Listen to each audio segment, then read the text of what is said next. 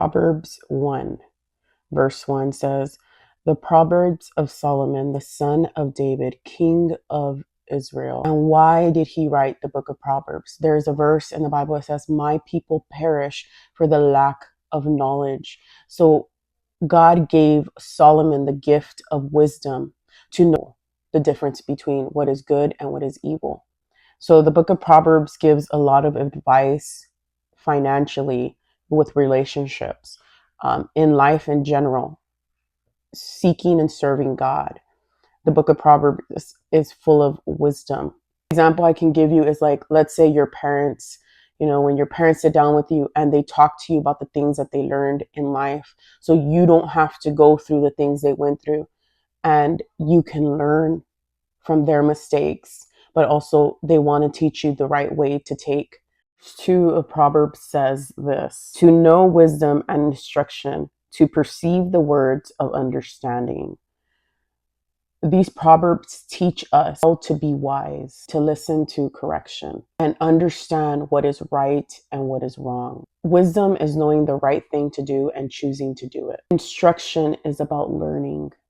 A life example is like when your teacher is teaching you how to solve a problem, they're giving you instruction. When you listen and learn from it, that is wisdom.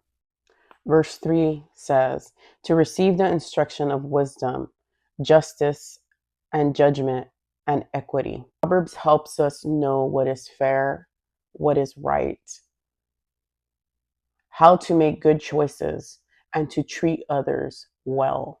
Justice is about doing what is right and fair. Judgment is about making wise decisions. Equity is about treating people fairly. An example I can give you is if there are two children that are fighting for the same toy, you would tell them to share, using justice and equity when you are telling the children to share and treat each other well. 4 says, "To give stability to the simple, and to the young man knowledge and discretion." So when the Bible is talking about the simple, it's talking about people who lack in knowledge, people that don't always make the right decisions because they don't know what decision to make. Stability means being smart, but also being careful when you make choices. Discretion is knowing when to speak and when to stay quiet. 5 says, "A wise man will hear and increase learning, and a man of understanding shall attain to wise counsel." Wise people keep listening and keep learning. An example I can give is like a young man who is really good at playing basketball, yet his coach comes and says, "Let me give you a few more tips so you can get better." And being wise, he will take the advice because he wants to continue growing and learning. 6 says, "To understand a proverb and the interpretation, the words of the wise and their dark sayings." These proverbs will help us understand hidden meanings. Interpretation is understanding what someone is really saying.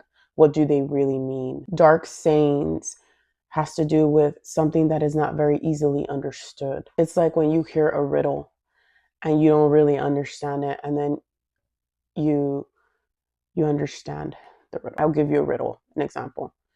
"I'm tall when I'm young, but when I'm older, I am short. What am I?" And then so you think about it, I'm a candle.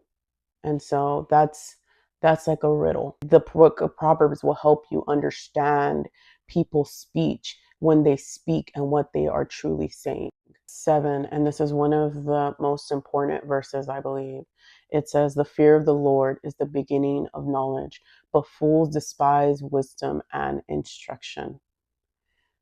We get wisdom from the Lord. And the Lord says that if we ask, He is generous to give us wisdom. The Lord desires to give us wisdom. If we ask, He is generous to give us wisdom because wisdom comes from Him. Because it is God who can teach us what is good and what is evil, what is right and what is wrong. We ourselves cannot judge what is good and what is evil, because if we judge selfishly. So that's why even in this earthly realm, this is why we go to a judge, And we tell both sides of the story because we want the judge to see what is right and to tell us what needs to be done. And so the only one who can teach us what is right and what is wrong, it is the Lord. And this is why it's important to go to his word so we can grow in wisdom and understanding. Respecting and honoring God is the beginning of wisdom, but fools hate it. They hate being corrected. They hate being told what to do, and they despise correction. And because of it, they suffer for the lack of knowledge. And so it's like when your parents teach you or they give you wise counsel, and you have the choice to either listen or not to listen. But there will be consequences if you don't. I can give you that's very popular is like when your parents tell you, don't hang out with that person because that person doesn't have the best intentions for you. And you ignore them and you go and you keep hanging out with that person. And then later you say, I should have listened because what they told me was right. When your parents are trying to lead you in the right path, but you don't want to listen, you want to learn for yourself. And the Bible says that is the foolish way